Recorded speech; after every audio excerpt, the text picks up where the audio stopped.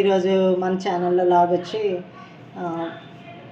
సగ్గుబియ్యంతో చల్ల పునుగులు చేస్తున్నానండి. ఇది చాలా టేస్ట్గా ఉంటుందండి. నేను చాలాసార్లు వేశాను ఇంట్లో, మీరు కూడా ఒకసారి ట్రై చేయండి.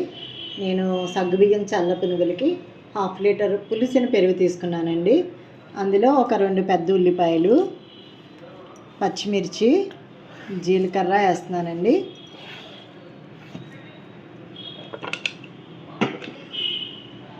ఒక కప్పు పెద్ద సగ్గుబియ్యం తీసుకోవాలండి. దీనికి చిన్న సగ్గుబియ్యం పెద్ద సగ్గుబియ్యం అయితే మనకి బాగా కనిపిస్తుందండి.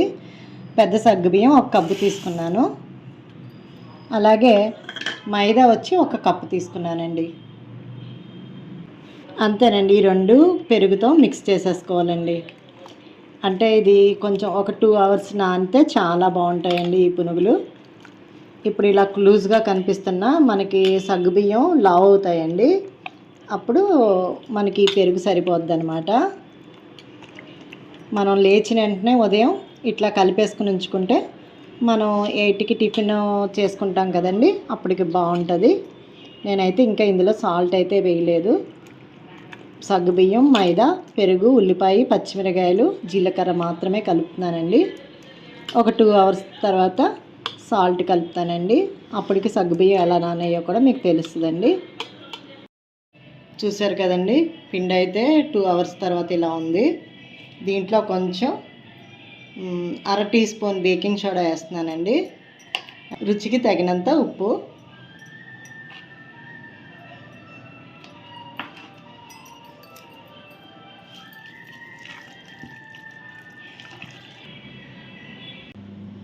ఇప్పుడు పునుగులు వేస్తున్నానండి.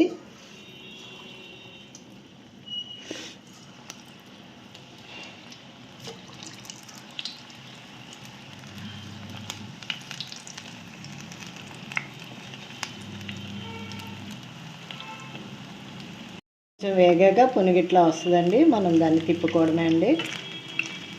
ఈ లోపల ఒక ప్లేట్లో టిష్యూ పెట్టేసుకొని ఉంచుకుంటే అండి ఆయిల్ ఏమన్నా ఉంటే దీనికి అంటుకుంటుంది.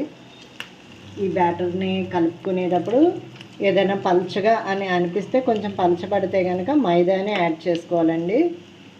యాక్చువల్గా నేను చెప్పిన కొలతలు అయితే కరెక్ట్గా వచ్చేస్తుంది.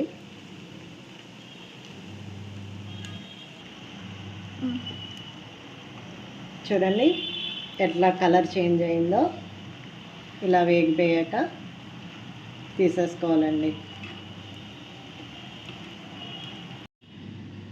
ఓకే అండి, పునుగులు అయితే చూసారు కదా ఎలా వచ్చాయో. చూసారా ఎంత గుల్లగా వచ్చాయో. ఇట్లా ఉంటే ఇలా వస్తుందండి. చాలా క్రంచీగా ఉంటుందండి పైనంతానే. చాలా టేస్ట్గా ఉంటుంది. దీన్ని మామిడికాయ తురుముతో తింటే చాలా బాగుంటుందండి. ఒకసారి మీరు కూడా ట్రై చేయండి. నేను చేసిన విధానంలో కామెంట్ రూపంలో పెట్టండి ఎట్లా వచ్చిందో. అంతేనండి ఈరోజుకి వీడియో. లైక్ చేయండి, షేర్ చేయండి, సబ్స్క్రైబ్ చేయండి. థ్యాంక్స్ అండి.